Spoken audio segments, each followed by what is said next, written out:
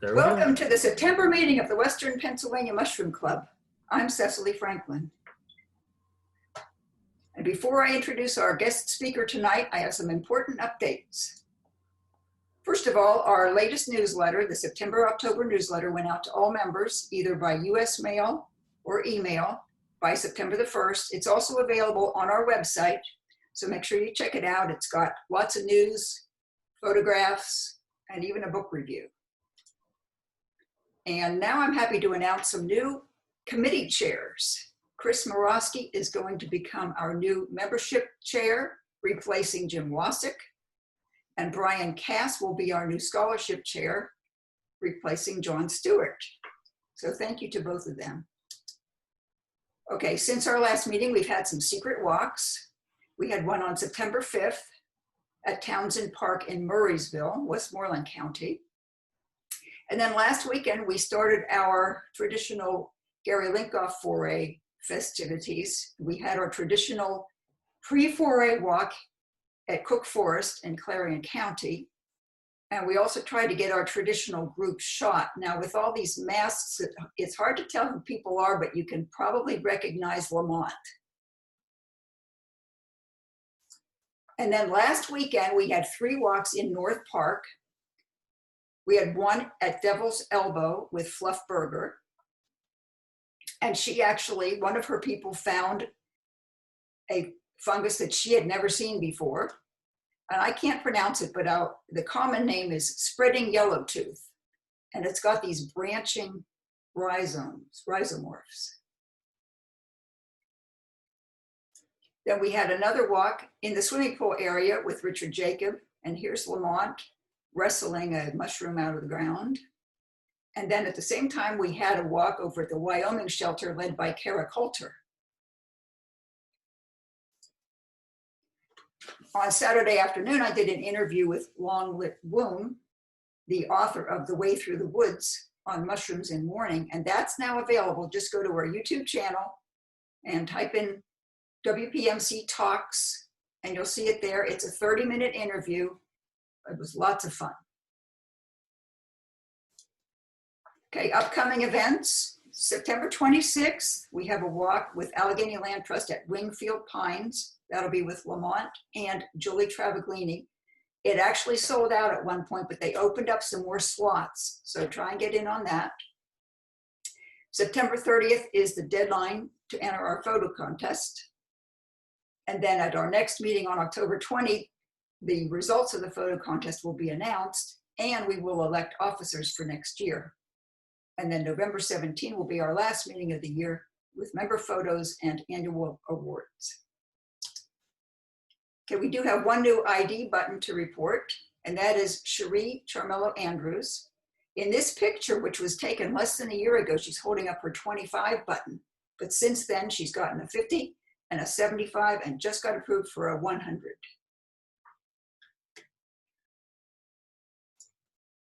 Okay, here's our membership report. At the end of last year, we had over 1,000 members. And as of this weekend, we are up to 822 for this year from 457 households. And just remember, if you are a member this year, you will automatically be renewed through next year at no cost. Okay, for next month's meeting, which will be October 20, we have 2 parts. First, Josh Doty, our photo contest judge, will report the results of our photo contest. And then we will also have an online poll at the members-only Zoom meeting where we can vote for next year's officers. And the slate is President Stephen Buckland, Vice President Kara Coulter, Secretary Julie Travaglini, Treasurer Jared Delaney, and NAMA trustee Garrett Taylor. Now, tonight's speaker is Leon Shernoff, editor of Mushroom, the Journal of Wild Mushrooming, who will be speaking about fall mushrooms. So let me read you his bio. Leon Shernoff is currently in his 17th year as editor of the internationally distributed magazine Mushroom, the Journal of Wild Mushrooming. In addition to Mushroom, the Journal, his columns on wild mushrooms have appeared in the Wild Foods Network, Backwoods Home Magazine, and Mycophile, the newsletter of the North American Mycological Association. A former president of the Illinois Mycological Association, Leon has given mushroom talks and identified mushrooms for forays in California, Connecticut, Illinois, Maine, Minnesota, Missouri, New York, Oregon, and Washington. Fungi that Leon has collected are now part of the permanent collection of the Field Museum in Chicago and the New York Botanical Gardens. Autumn is the peak season for mushrooms, and Leon will share his knowledge of the mushrooms of our eastern forests and the role that fungi play in our ecosystems.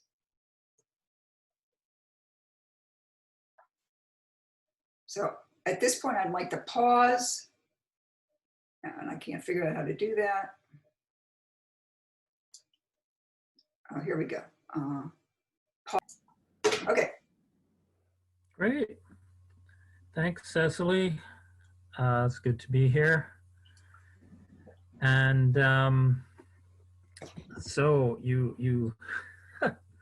you told me to speak about fall edibles, and then you said that all of a sudden there's this ecosystem stuff, but that will happen also. So I thought what I'd do is go for some mushrooms that most of us probably know, but try and talk about them in a little bit more depth than we usually get. And so I'm actually going to present two taxa in kind of some detail, and I'm going to like quiz you on them. So we'll see what happens there. And two other taxa I'll just deal with more briefly. So the first mushroom I thought I'd talk about is hen of the woods, which is, you know, something that everybody loves. And I thought I would use, why is this sharing the wrong thing? Here we go. That looks like it's sharing the right thing, hopefully. Yes. Okay. So we have hen of the woods, wonderful fall edible, something we all love to find. It's even, you know, it's best when you can find a bunch of them around the same tree. These are so standard out here that often we don't realize that they only grow west of the Rockies, east of the Rockies, excuse me. So one time we had, in the Illinois Club, we had a visiting mycologist from Oregon, and we're like, let's take you out to find hen of the woods. And my mushrooming buddy, John Dank, had a spot, and there were all these oak trees around the parking lot, and some of them had just been cut down. So we figured the hens would be fruiting. So we parked. There was a stump right in front of the car. There was a hen of the woods on each cardinal direction of the stump, north, south, east, and west. And each of them filled half a shopping bag. So we filled 2 shopping bags, you know, 4 feet from the car. And the visiting mycologist said, wow, this is the most efficient mushroom hunting I've ever seen in my life. So what makes a hen of the woods? We have these nice, roughly brown fronds everywhere. Cecily, you asked me what happens when you, why do we sometimes find white hen of the woods, like this photo up here? And I will say this site is which I'm going to be using for this section of the talk, is by Gary Emberger. And he used to be a mycologist at Messiah College, not too far from you in Pennsylvania. And he did a site that's just mushrooms that grow on wood.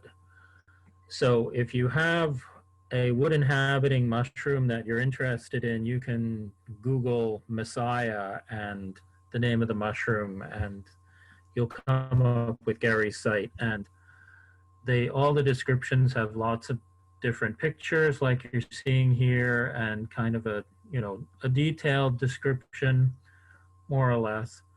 But it's good for getting not just one picture and off we go. The way the field guides are mostly. So Cecily, you asked me, why do we get these white specimens of hen of the woods? And not to rule out some very strange, unique thing happening on the one you found, but a lot of it happens because, most of the time it happens because they are not in the sunlight, which is what Gary has noted here. So although a lot of us start out thinking of mushrooms as mushrooms don't move. So when we start out, we think of them as being more like plants. But here, let me just stop the share for the moment, because I'm talking a lot and gesturing and making funny faces. So we tend to think of mushrooms as being more like plants than animals. But biologically, there are two super kingdoms. There's animals and fungi that are together, and then there's plants and chromista, which are like brown seaweed and tomato blight and things like that. So the animals and fungi, we have some very fundamental biological features, and especially biochemical ones, because in other ways we've changed a lot from fungi. But one of the things that we still both have are melanin, our skin pigment, and it's also the skin pigment in mushrooms like hen of the woods, portobellos, shiitakes. The brown in all of those mushrooms is melanin, and it's produced in response to sunlight, which is why those white button mushrooms, which they want to be pure white, which is why those are traditionally grown underground. And mushrooms like us tan. If you expose them to sunlight, they produce more melanin, and they also produce vitamin D. So if you want your mushrooms to have more vitamin D, leave them in the window a little day or so, and they'll be more nutritious in that respect. There was a whole study done with chanterelles, and I don't forget the numbers, but you leave your chanterelles in the window and their vitamin D goes up, because they don't get too much sunlight in the actual forest. So when you have hen of the woods and it's white, I've actually found one where it was growing inside a fallen tree. So there was this log on the ground, there was this hollow at the end of the log, and there was a hen of the woods growing there, and about half of it was sticking out, and it was nice and dark brown the way you expect them to be, but the part that was inside the stump was still white. So most of the time when you find a white hen of the woods, it's just because it hasn't been getting sunlight. And conversely, if you find something that looks like a white hen of the woods that's inside, growing in a shady spot, not to be scared of it. It's just a regular hen of the woods that hasn't gotten out much. And another thing I wanted to just mention briefly is we have a lot of lookalikes for hen of the woods, which I'm going to go over now. And I think this has led to a sort of traditional set of cooking instructions that I don't think is very good. And I think that's because people have been collecting historically these other things. So you can see in a lot of books that you're supposed to cook hen of the woods for a long time because otherwise it's tough. And they recommend stewing it or like just boiling it forever.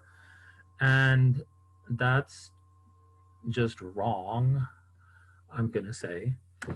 Um, and what I'd like to, first of all, cook them in a pan with some sort of oil or butter, like most of your mushrooms. And then you have a mushroom, and if you want to put it in soup, just take that stuff and put it in a soup, or put it in, because it does kind of need to get that hot to break down the chitin that's in the cell walls in the hen of the woods. And you don't cook it for any longer than any normal mushroom, and so on and so forth.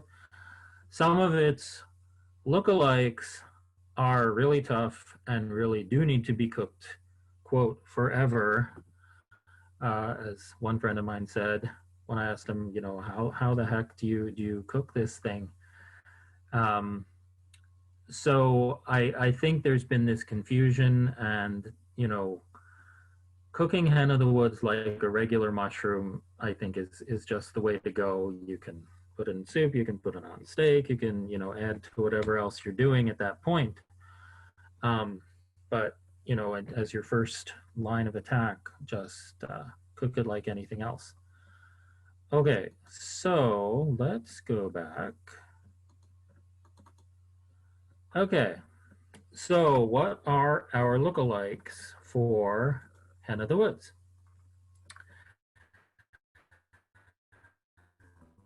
And if you're lucky, polypore, which you can see, looking at them side by side, you can see how they're kind of similar looking, but you can also see how you really shouldn't mistake these. These are these very flat brown fronds. They're sort of growing in this way where they're just spreading out. This is Polyporus umbellatus. I'm just going to scroll up here. The umbrella polypore. And each of its fronds has a central stalk you're seeing down here.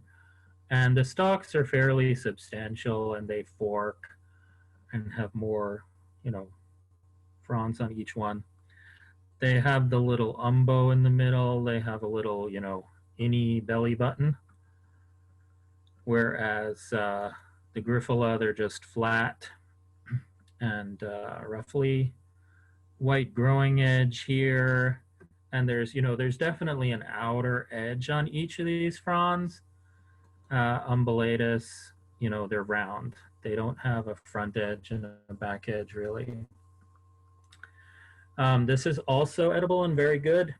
So and it's a lot less common. So if you find it, it's a treat, and it's exciting, and it's also good. My father was on a bio blitz once at one of the local nature preserves, and he and a couple other people from the club were representing mushrooms. And on the first day of the bio blitz, this was like a 3-day weekend, they found one of these. They were all really excited. All the other experts for like birds and plants gathered around to try and see, oh, this rare thing was found. And then the next morning, when they were starting up again and all eating breakfast, the secretary of the club asked my dad how the mushroom was, and he said, oh, it was delicious. And all the birders and plant people just stared at them all, and the bug people were like, what did you ate that thing? And it was like, yep, we ate the rare thing. That's what we do. We're mushroomers.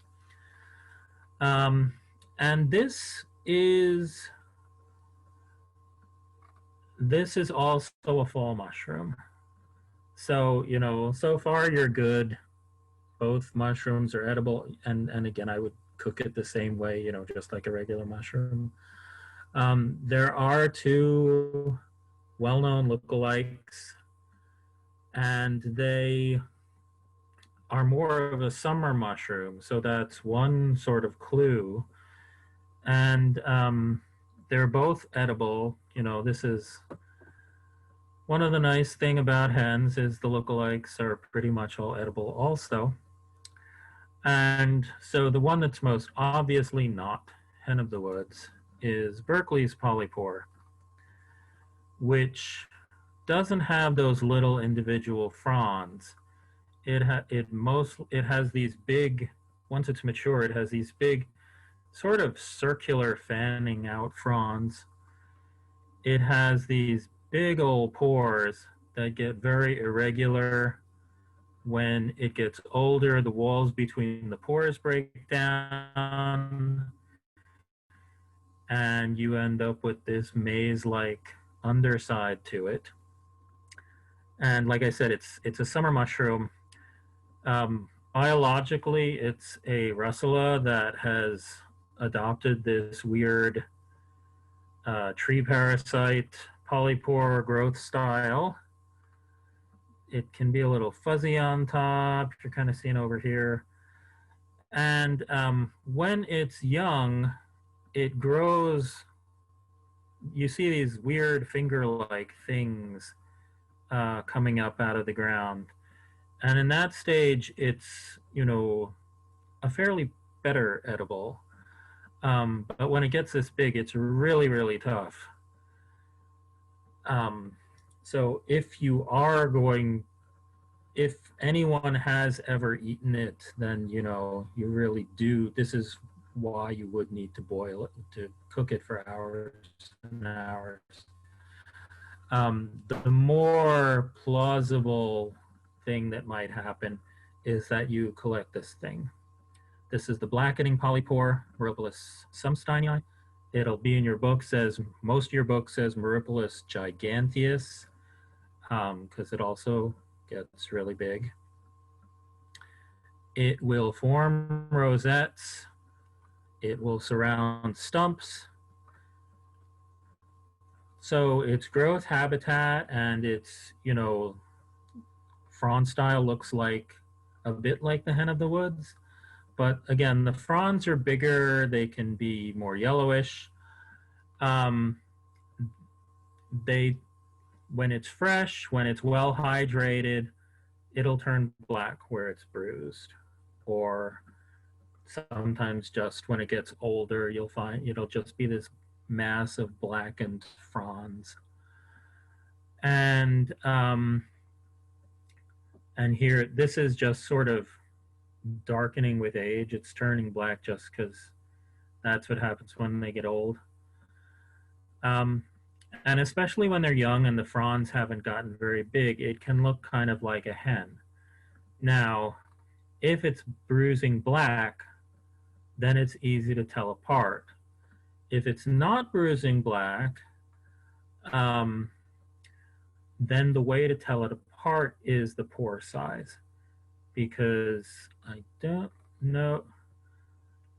You can see the underside here just kind of looks smooth and almost velvety. The pores on this are really, really tiny. So whereas on Hen of the Woods, they're clearly visible and, you know, no problem to see it all. Here you have to look really closely. So that's sort of your ace in the hole way to tell them apart. And I've had people in the club, you know, we talk about this and, you know, where they post, oh, I found 3 hens, you know, and they talk about it being tough and so on and so forth. And I'm like, well, are the pores big enough to see? Or is it turning black at all? And it's like, yeah, it's really tiny pores. And okay, you just ate a Murrysville, and these are really, really tough. My introduction to them, oh, and the other thing is they taste like liver. Um, it's been a fairly good liver taste when I had them.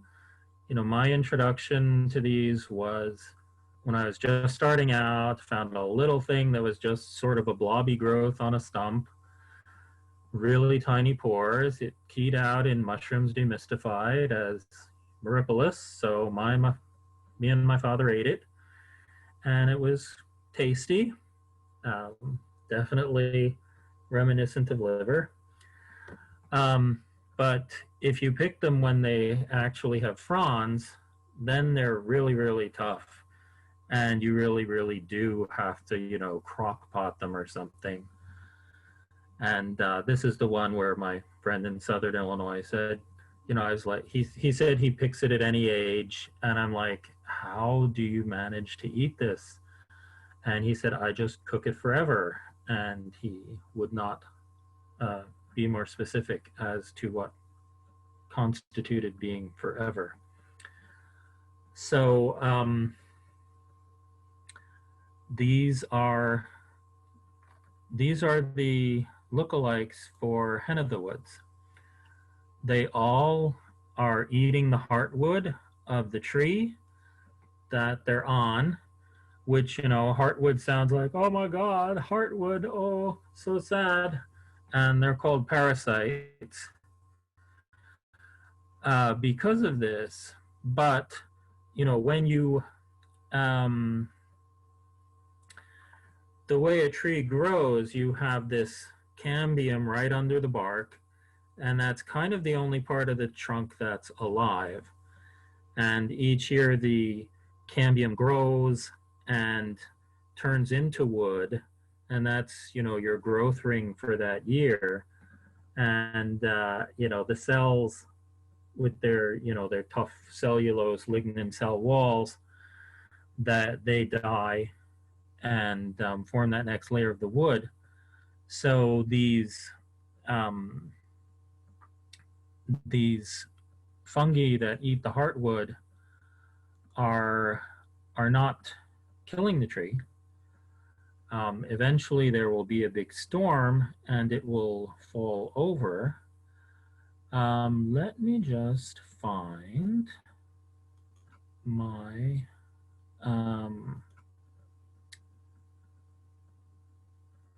uh, picture of that process. I have some um,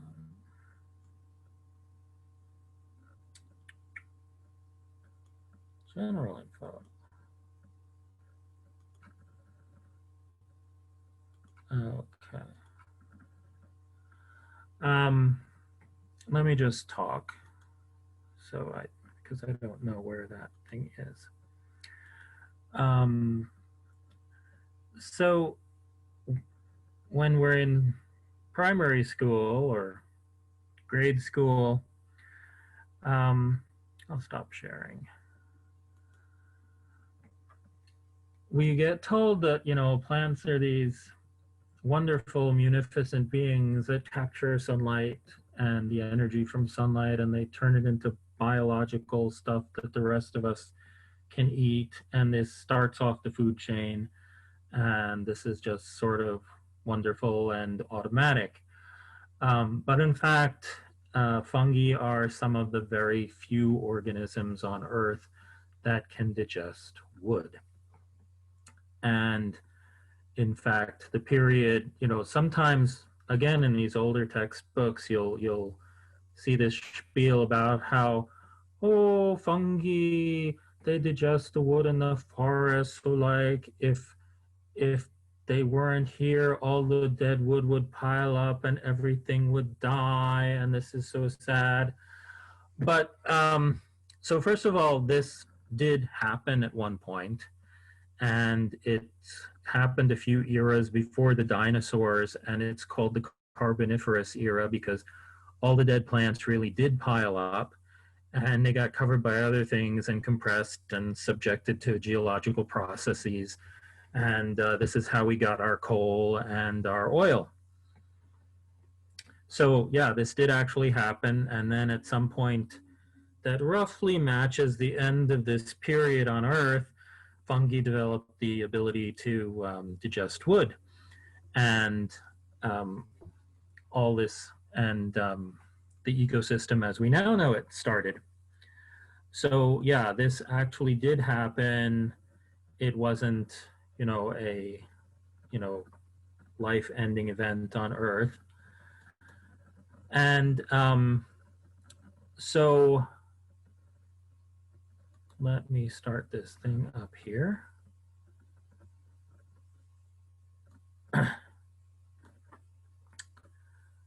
Okay. Let me just do what Cecily just did. I am going to share a previous presentation, and we are going to start.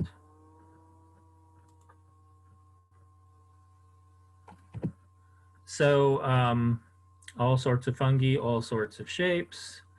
This is the magazine that I run that Cecily mentioned at the beginning, Mushroom, the Journal of Wild Mushrooming. You should all subscribe. It's at mushroomthejournal.com. Or if you just Google mushroom and journal, you'll get to it.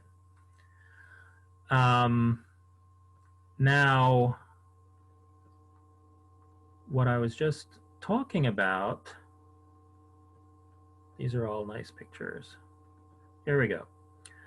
So when you've got something like hen of the woods that's been digesting the inside of your tree, the research that we know shows that the fungi can eat 90% of the center of the tree, and the tree will be standing up perfectly fine.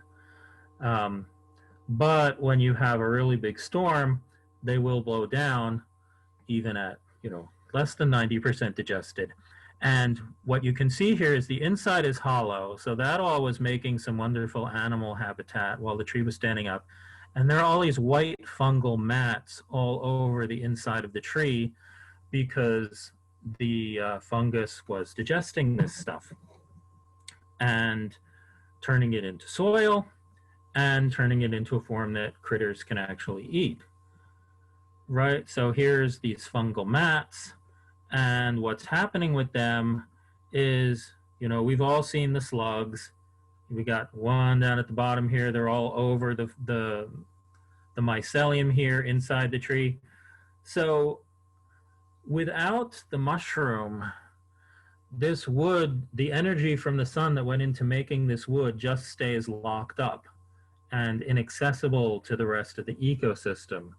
But once you've got fungi digesting this for the rest of us, the mushroom is edible, and this kicks off the food chain from the wood. And yeah, so that's just hyphae coming off. And the other thing about that old 1950s thing about, the role of fungi is digesting the wood and keeping the forest tidy for the rest of us. The other thing is that, a lot of fungi are symbiotic with plants, where mycelium hooks onto the roots of plants. They gather about a third of the water for any plant. This is why when you transplant plants, they wilt, and you need to water them incredibly much because they're cut off from their network underground. And until they reestablish that, they won't be able to get enough water.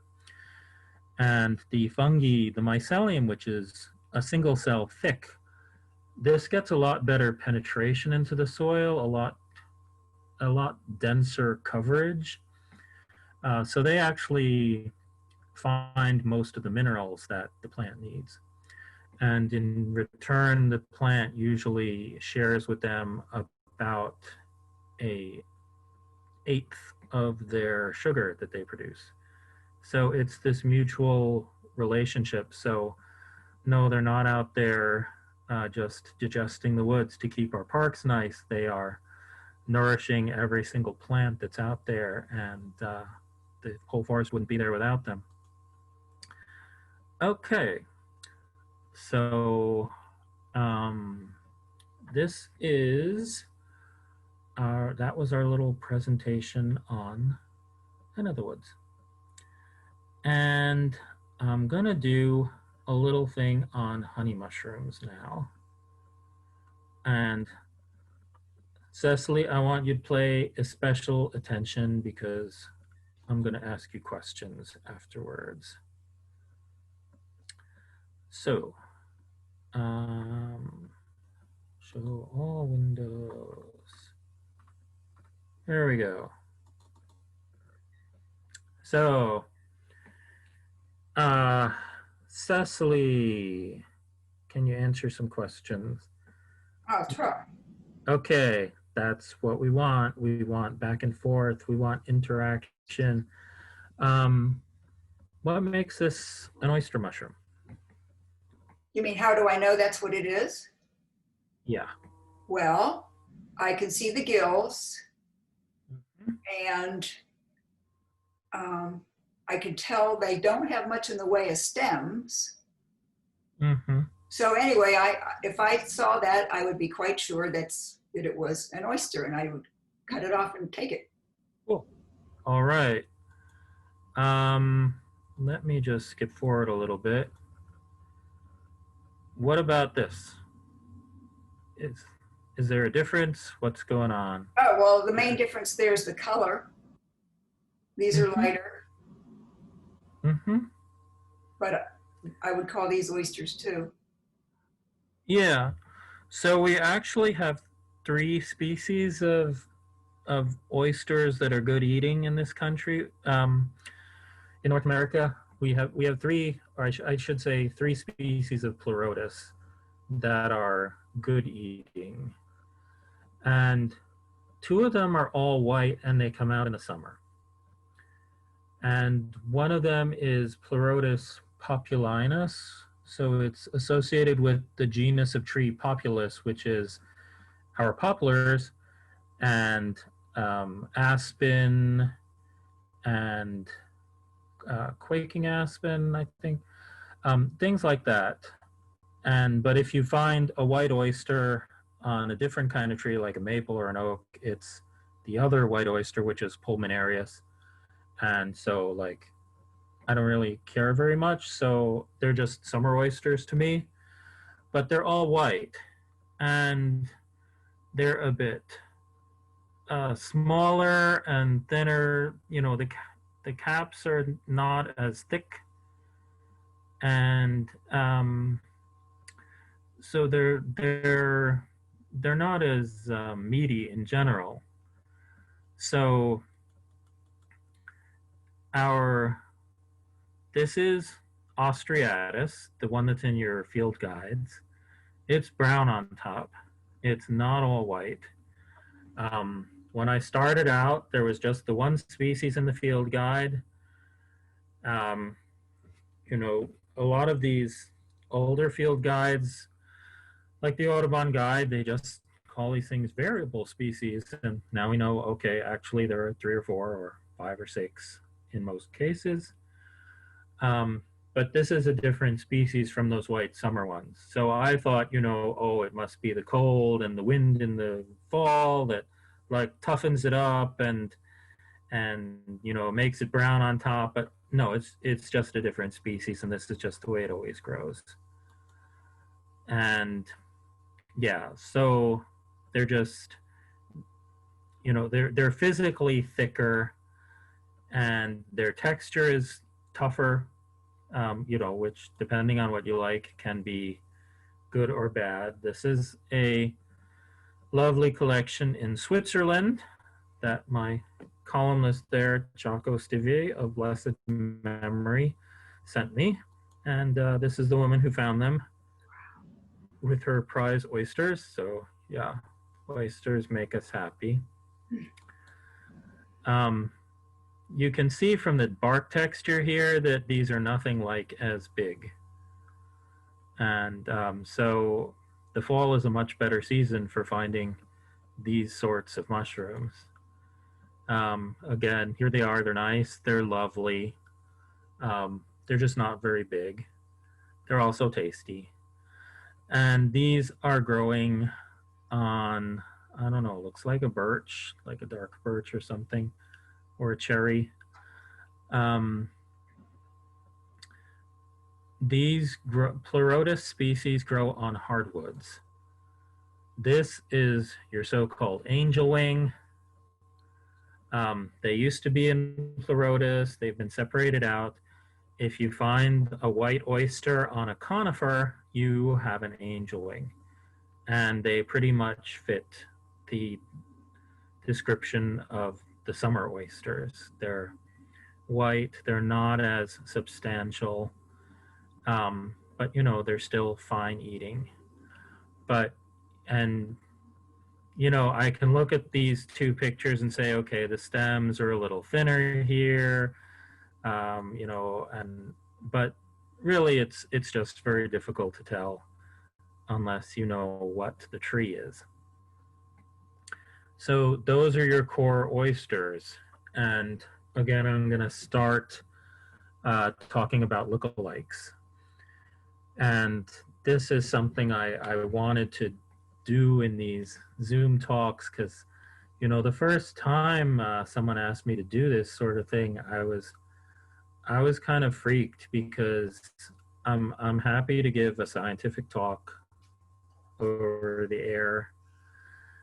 If you're talking about eating things, it was very strange for me to not be able to point and quiz people and so on and make sure you know exactly what you're doing, because I don't want to point you in something's general direction and off you go and, you know, who knows what happens.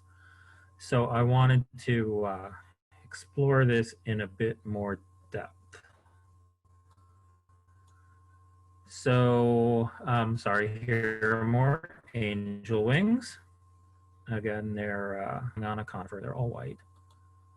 Okay, and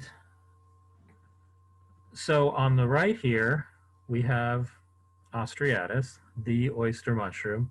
Do you know what we have on the left here, Cecily? Well, I would question whether that might be jack-o'-lanterns, but Okay, otherwise I clearly don't know. okay. These are sometimes called late fall oysters. They're in a different genus now. They're green on the top. They're yellow on the gills, and there's this stripe here of yellow where something was shading them. You know, they're found in another month or so. I don't know what your schedule is there. And I forgot to mention this when I was talking about hen of the woods, is the first time I found them in New York, I found them on Labor Day and found them at different places in New York on Labor Day. And then I came out here and everyone's like, what? That's crazy talk. And, you know, they find them around now. And I've gone up to Michigan and found them in late September, early October. So I don't know what your schedule is for those. But these late fall oysters are one of the last mushrooms in the season, you know, where it's consistently cold even during the day. Oysters can do that too, and oysters have this oysters have two kind of strange winter habits. One is that they'll freeze solid on the tree and they'll be perfectly fine, and you'll get a thaw in, you know, for a couple of days in December for some strange reason, and you know, out they come, they start growing again, they're perfectly happy. Or you don't need a thaw. My dad and I had a wonderful experience the day after New Year's one year, finding this oyster. We were visiting friends for New Year's Eve, and we noticed that her next door neighbor had a tree in their backyard, and there was an oyster on it about a foot across. And so we went and visited and told her about this oyster. And she said, why didn't you go grab it? And my dad was like, well, we weren't sure it was quite safe bopping around in someone else's backyard with a flashlight in the middle of the night. And we went the next day, and it was frozen solid on the tree, and we had to pick a rock and knock it off that way. But that's the sort of thing you'll encounter with this late fall oyster on the left here. They are more tough than regular oysters. Some people do not like them because they're so tough. Sometimes they are bitter. I have not eaten them. I have some friends who eat them, some who had a bad experience with bitterness and are like, I'm not going to waste the time on them again. So this late fall oyster, your other oysterish option. Here it is in close up on the tree, and actually, I'll point out also they don't really have much of a stem. You know, they're just sort of popping out of the tree. They've got a little bitty stubby stem. Your summer oysters, your angel wings, they definitely have some sort of stem. Your gills go down the stem. They follow the stem down, but they do have a stem. And yeah, you can kind of see stem underneath here and so on and so forth. And this is important because a lot of the lookalikes that you definitely don't want to eat do not have a stem. Do you know what this is, Cecily? Yes, it's a crepe. And I know because I know what a crepe is, and also because I can see the title of your slide. Aha. The title of the slide is diagnostic. But these are pictures from Darwin de Chazer in California.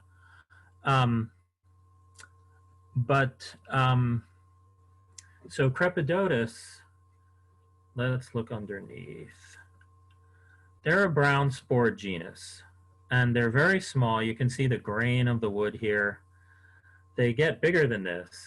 But you can also see that the gills are starting to turn brown here from the spores. And what else was I going to say? Yeah, they're just small. Oh, here's more. This was not.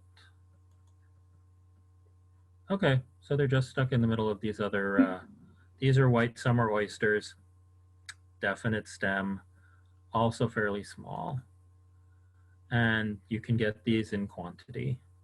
So, you know, I'm not an Austriatus snob here, where, you know, just don't pay attention to those other things. The crepes are not known to be poisonous, and, you know, we probably would know by now, but, you know, they're also really tiny. Again, you can see the grain of the wood and the dirt that's on the wood here. They're usually like half an inch across. If you've got one that's 2 inches, it's a giant. So they're not terribly attractive to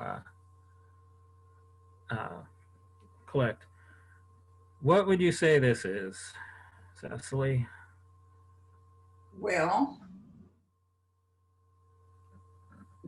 without being able to see underneath, well, I would guess it's an oyster. That's exactly kind of what we want to do here. You know, we want to know when we need more information.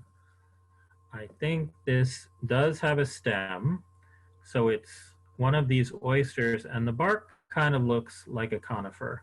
So I would guess that these are angel wings, but we would need to check those sorts of things. This is the slide I thought we were going to get. You can see the slide. You can see the title on top. Yes. So the slide is calling this angel wings.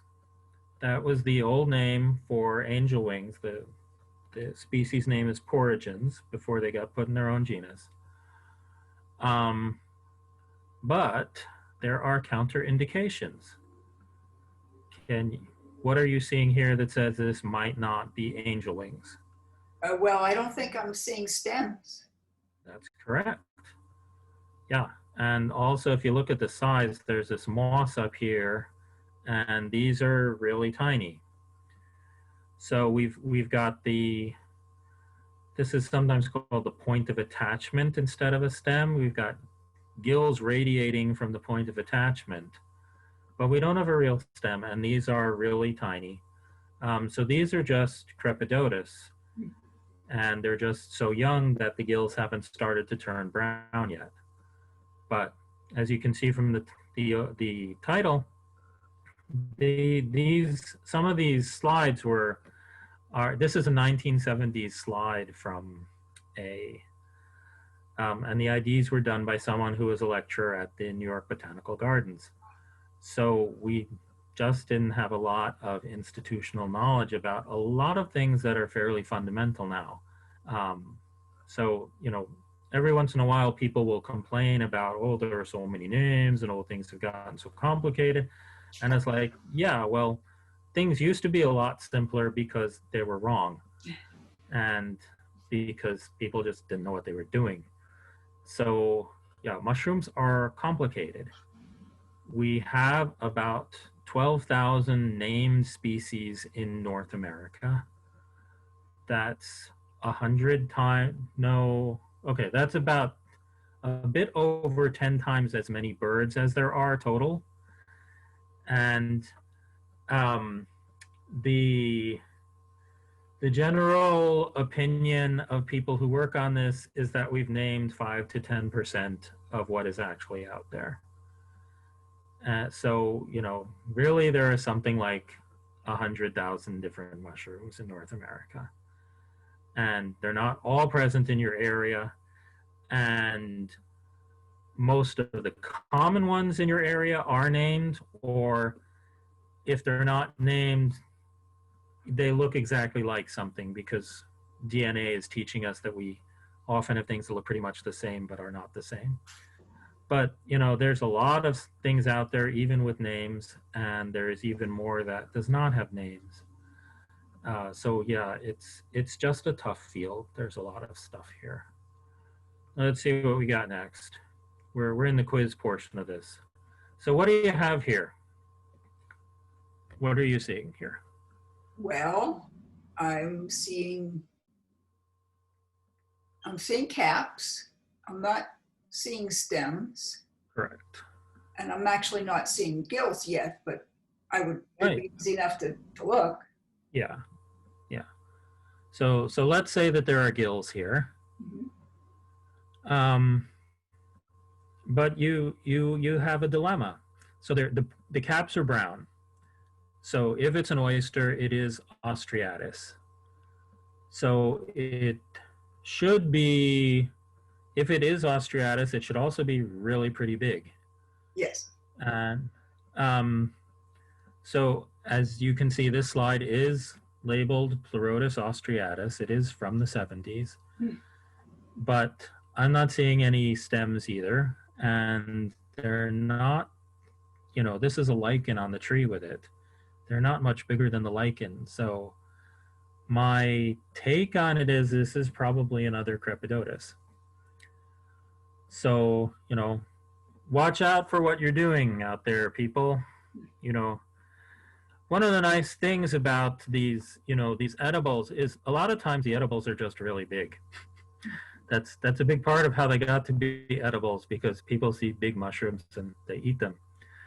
That's also why, your green sport Lepiota got to be the #1 poisoner in North America, because it's really big and it comes out on people's lawns. So it's right there and it's big and beautiful. But a lot of these small things are just not what you want to find. Okay, what about this? What are we going to say about this? Well, I would guess that's an oyster, but again, I'd flip it up and cut it off and see what I got. Okay. Yeah, I think we've got a stem at the top middle here. And these are all white, so which kind of oyster are they? Well, it's summer, depending on what kind of tree it's on. Yes, very good. You're making me feel like I'm making progress here. Let's go on. Oh, there is something else I wanted to show you for lookalikes, which I had forgotten about, but we will go there now.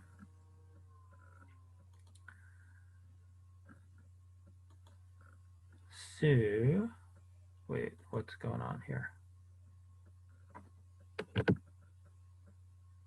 I hit the wrong thing. Okay. And here we go. Okay. Are you familiar with these mushrooms? No, no, I don't know that one. Okay. So, you can see why someone who's out looking for oysters, and this isn't for them, you know, someone might see these and go, hey, maybe these are oysters. They have the worst name in all of my concern, this hypsizygus thing. And we have two species. One is Ulmarius, and the other one is Tessellatus. And Gary is saying, this is Gary's site again. He's saying these are all Ulmarius. They grow on elm trees, box elder, things like that. And would you think these are oysters? Would you not?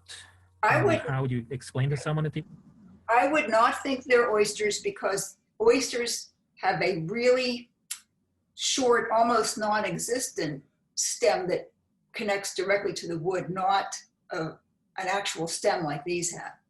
Yeah, these have a real substantial, normal looking stem. These are sometimes called elm oysters, though. They're not closely related to oysters. They, yeah. The first time I found them, some were coming up straight from a tree, and I thought they were one of these white Lactarius or russulas because they've got such a real stem on them. They are edible. They don't have much flavor to them. They're really crunchy. They have a really like carrot-like texture. So between that and them, you know, not really taking up flavor very well, I don't really care for them. But, you know, they are going to be out now. Some people may like them. I thought I'd bring them up. It's not a given that you just immediately see them and say, okay, those aren't oysters, and you might want to know what they are. What do we have? Whoops. What do we have here? Sorry that I was trying to click past the Zoom bar and it stopped sharing, tragically. Okay. What about these?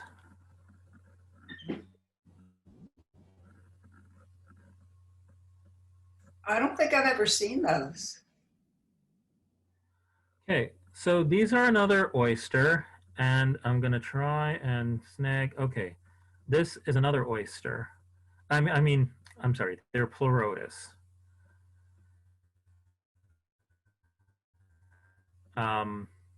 They have a real stem on them. Yes. They get furry like this.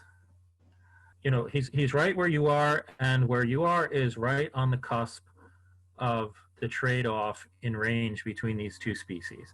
This is Pleurotus levis, and this is Pleurotus dryanus, the oak oyster. And they're both quite tough. He has found specimens that look very different from each other, but most of the time, I would say, you cannot tell the difference by looking at them. And most of the time, the only way you can tell the difference is by range. Otherwise, there's DNA, and they look very different if you culture them in a Petri dish, but live, they can be absolutely identical. Now, he has emphasized that these have a partial veil, so you end up with a ring on the stalk sometimes, and you can end up with remnants of the veil hanging from the stalk, hanging from the edge of the cap. And like down here, you can see there's sort of a ring, and there are these little fragments hanging. But this happens in both species. And also both species will turn yellow in age or when you bruise them. You can see these are starting to turn yellow here. Often they'll be very helpful in identifying them, and they'll get all fuzzy. You see the stem here? Yep. The stem will get fuzzy, the top of the cap will get fuzzy, and they'll get yellowish.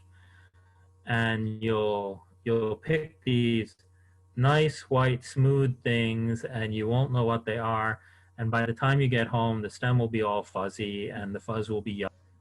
And these are also edible, but they're also very tough. So you don't, no one that I know collects them for food. But they've got, some stem, they've got the gills that go down the stem a little bit.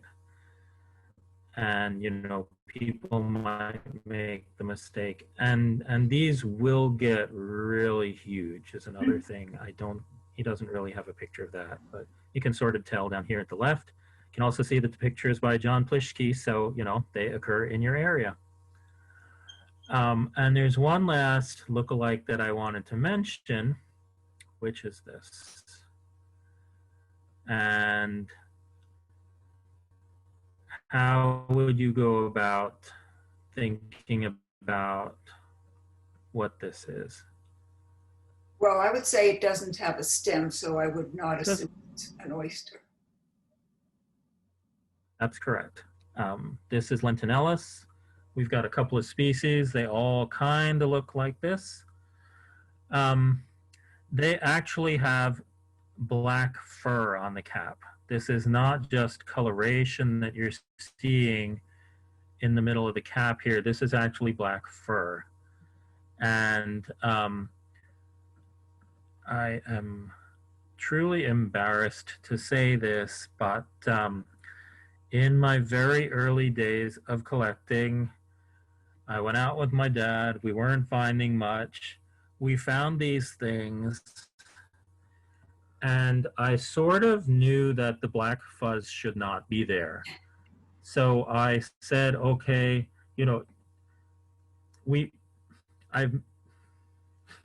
people do all sorts of crazy things when they're mushroom hunting, because it's like you're out, you're finding food in the wild, it's this exciting thing. And I've, made fun of people for what they do. And this is something that I did. I knew the black fuzz should not be there. So I decided that it was a mold and we could just scrape it off and eat the oysters.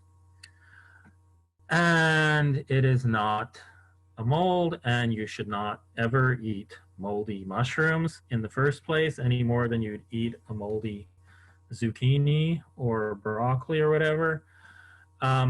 But if you see and as you can see, they don't have a stem. And the other sort of clincher for these things, you can impress your friends with your knowledge, their gills are serrated. Oysters have these beautiful, smooth, flowing curve to the gills. Lentinellus does not. They are actually biologically polypores. So it's like they didn't really even out this dimension of spreading out from the gills. It's like they're dipping where the pores should be. I don't know. This is just a thing for me to remember it by. But they have these serrated gills. So if you're out with friends and you see this and they think it might be oysters, you can go, no, I will prove this. We will turn it over and the gills will be serrated. So, and they'll go, whoa, Cecily, you know so much about mushrooms. This is amazing. So let's resume our quiz here.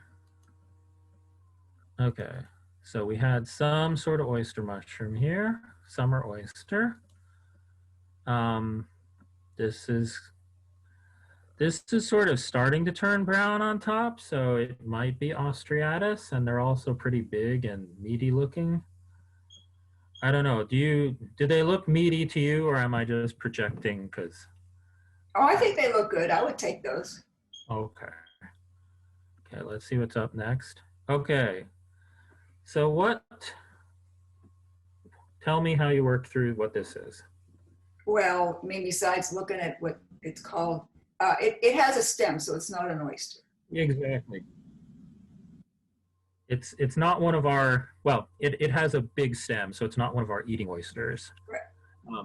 So your question is this one of those big, tough, furry, yellowing ones, or is it the elm oyster, which is smooth all over, but also has a substantial stem? Well, Because it's not easy. no, oh, well, I don't see, I can't tell if it's turning yellow. It doesn't look terribly furry. Well, one of them, let's blow it up a little bit.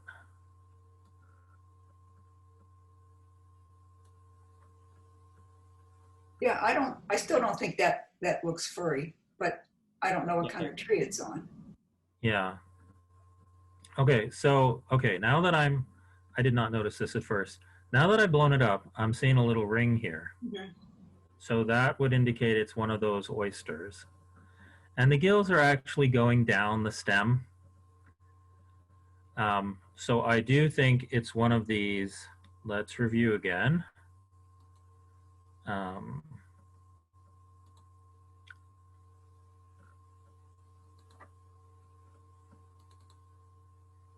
So, oh goodness. Okay. Not that one. No, because it had a stem. This is our oyster. Maybe that one. Right. It's got the little ring. It's a little furry. This is the elm oyster. They're really smooth. Look at that stem. It's just really smooth. There's no gill. And the gills don't go down the stem.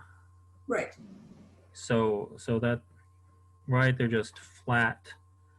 They're not decurrent at all. So that other thing we're looking at is looking like one of those oysters. And right. And like you said, you can see the caption says Pleurotus dryanus. So the idea on this was that northern oak oyster. What about this one? Well, it's not an oyster because it's got a big stem, but Not the eating oyster. Yeah. right. Well, let's see. The gills don't look like they're running down the stem. Correct. I agree. So that would make it the elm oyster, the hypsozygus. And the stem is nice and smooth. You Right. can see these lines going down in. So this is looking like an elm oyster. What about this? Well, How would you react if you found this? well, my first thought is that it's reminding me of the split gill. Mm-hmm.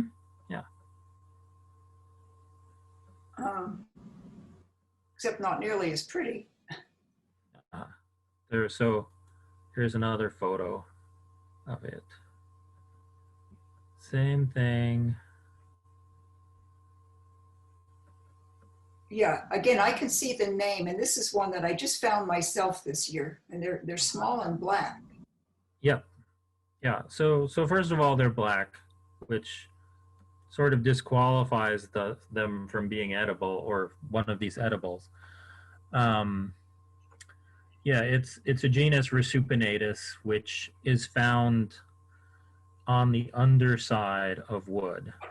So they don't have, well, you can see they have a point of attachment, and then the gills radiate from that. But the point of attachment is in the middle of the cap, because these are growing on the bottom of a log, and they're just attached in the middle of the cap, and they grow out from the middle of the cap. So this is just its own weird thing. You know, basically we go, okay, this is not, whatever it may be, it is not one of our known edibles. So we're not going to touch it for that. They're also really tiny. You can see from the moss here, these are only a 1/4 inch, 1/2 inch across. So it's, you can see a little one here just starting to grow, and these got confused with each other. So this is just something that is not in the repertoire altogether. And it's good to be able to just toss those out when you find something that doesn't match, and not feel, okay, I have to match this to something that I know, and decide what it is. And, and force yourself to think, oh, I must eat this, or maybe not eat this, or, just leave it out. Okay, what do you do when you see this? What do you think? What do you do? Okay, I think it doesn't have a stem and I'm not going to eat it. Okay, and how can we check? Oh, I'll turn it over, pull one off. Okay, we turn it over. What are we seeing? Oh, serrated gills. Yep. You get to be a genius and tell them all about the serrated gills, and how this is Lentinellus, and biologically it's a polypore. So that's why you come to this talk, right? So you can Right. make friends as well as find the edibles. Okay, what about this? Oh, that's pretty. Yeah. Well, I guess from the picture, that's very small, and I don't know what that is. Okay, this is a Crepidotus. Oh. This is, brown cap. It doesn't have a stem. It's just radiating there. I might have an undershot. Oh, never mind. Okay, yeah, but it's just radiating from this little point of attachment. They're very small. Yeah, it's a Crepidotus. And for you pot hunters out there, if it's not big, you're not going to eat it anyway. So none of the good edibles are tiny, so you don't care. And this, I think this is our last slide. What's your thought process? Well, it does not look like one of those eating oysters. Mm-hmm. Okay. And what are you looking at? What are you? Well, it's the way the gills stop when they get to the stem. Yeah, this was placed in Panellus for a while. If you know Panellus stypticus, this kind of has the proportions, even though it's like 10 or 15 times as big. This is that late fall oyster. So the tops aren't particularly greenish here. They're a little purple, which happens sometimes. You can see them going back between. I think I mentioned when we first saw the late fall oysters, they'll be yellowish where they don't get sunlight. And you can see that on the left side. This mushroom in the middle is shading the ones underneath it, and they're sort of yellowish where they're underneath it. But this sort of purplish color is also something they do. The greenish olive that's in there, all this is the late fall oyster. So yeah, this is so this is, yes, this is my last slide. So I'm gonna stop sharing my screen. So I hope this gives you some additional preparation for hitting the woods. I don't know how your season progresses in terms of matching up with the calendar months. It's just started to get chilly sometime here. And so we, hi Cecily. Hi. Oysters may be coming out soon, the real oysters, the fall oysters. We won't get the late fall oysters late fall oysters for another month or so. We should be getting the hypsozygus and so on also, but we don't particularly care. How are we doing on time? Well, I think we've been going for quite a while. What we can do is we can invite people to ask you additional questions during the Zoom meeting.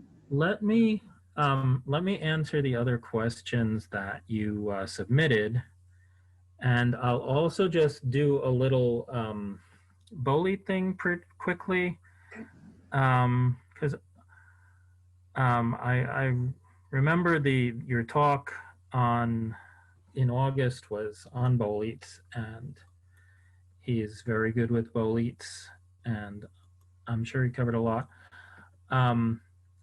Now, and I just wanted to say one thing.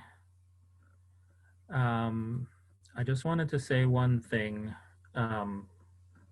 before, just specifically about edibility of boletes.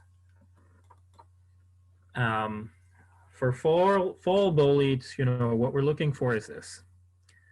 It's the edulous. There's this, nice toasty brown hamburger bun kind of cap. Usually has a fat stem. The stem has these little tiny craters on it that we call reticulations. And I'm going to sort of assume that most of you know what these look like. We have, and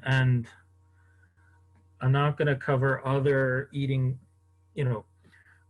the summer is filled with these red and yellow boletes, and they're very hard to tell apart, and some of them are fairly reliable edibles and some of them are not, and but they're more summer mushrooms, so at this point I'm just going to let them go by.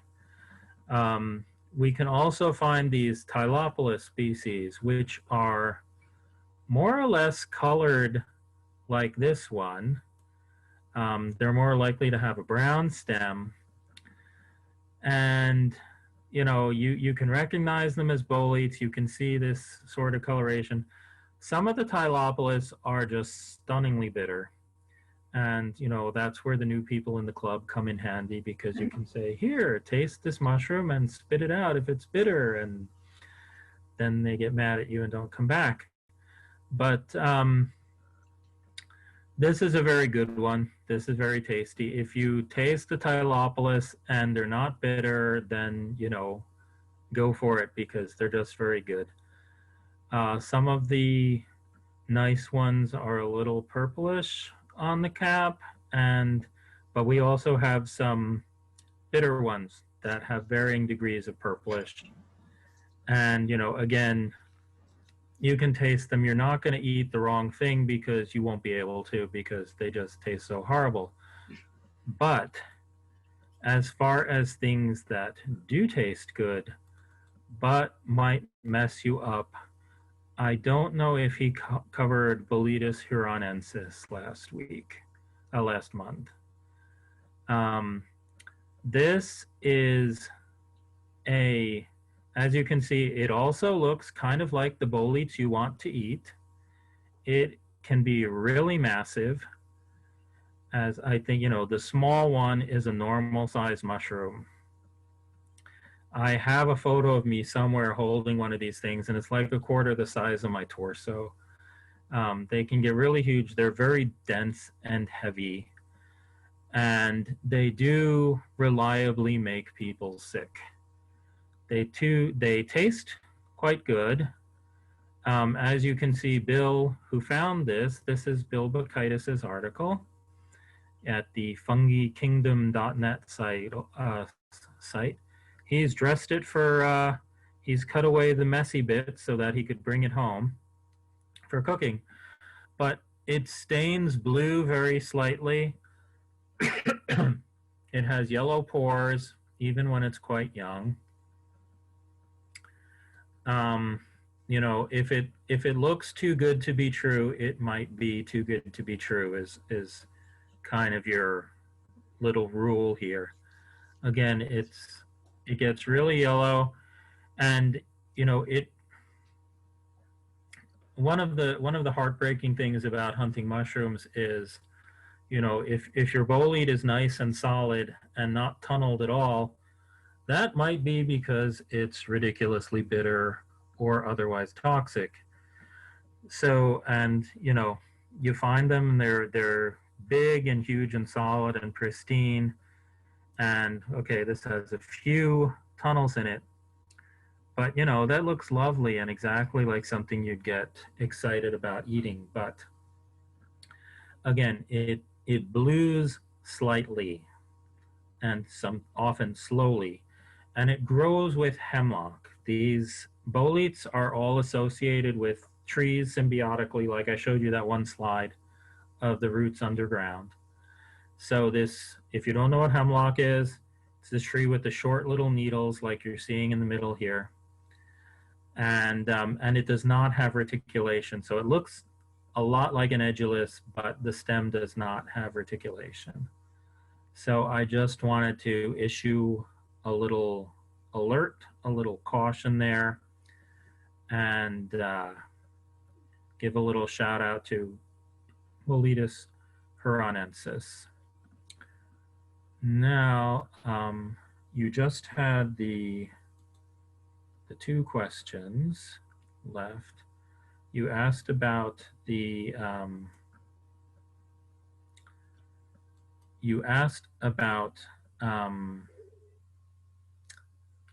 here we go. What happens if you find a hen of the woods that's pale? And, you know, I said the one on the left probably just hasn't gotten enough sunlight. So it's not tanned like the one on the right. Yeah, like I said, they tan, they produce melanin just the way we do. They also produce vitamin D. And that's one of the biological process that predates the split between animals and fungi. So it's an ancient thing. It's one that we share with them, our joint heritage. You found some lovely jack-o'-lanterns and asked if I've seen them glow in the dark. I have not, but I do have friends who have seen them glow in the dark.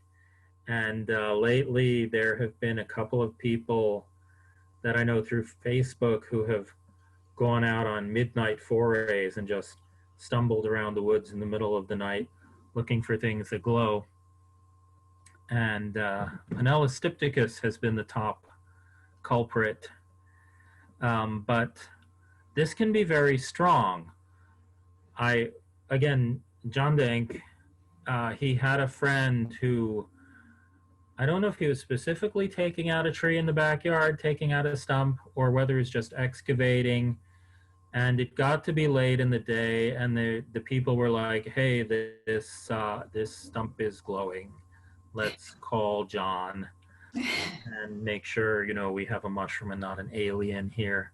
And he was like, "Oh wow, that's so cool!" And he, you know, took all these pictures of it, which I was not able to find in the morning before the talk. And okay, so yes, these are American parasols, and they are what you mostly see in the books. This is another one where there are definitely more than one species, and there's one that's named, I think, from Hawaii. And most of ours behave more like that species than the original one. So what most of your books will say is that this turns maroon or dark red. So the color that's in the center of the cap, this brownish red maroon, they'll get this way when they get older. You see on the lower right here, it's bruised, that maroon here, from where it was picked. What most of the books don't say is that it turns yellow first, and then this darkens to maroon. So I don't know how this got left out or what's going on with that, but you can see there's lots of yellow staining on the stem. And even these scales here on the right where it's started to get bruised. These are yellow. They're just yellow. They're on their way to becoming maroon, but right now they're just yellow. And what you said is you had it in the fridge, and you got this colored guttation,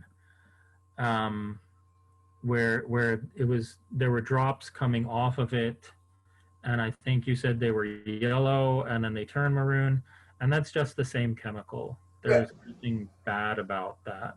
Yeah, I just picked these this morning, and from a patch where we picked them many times, but they've never been yellow like this, and they were just dripping this yellow fluid. So I wanted to make sure there wasn't anything funny going on. Yeah, they should be fine. I mean, if there's nothing else, I mean, they're just getting a lot.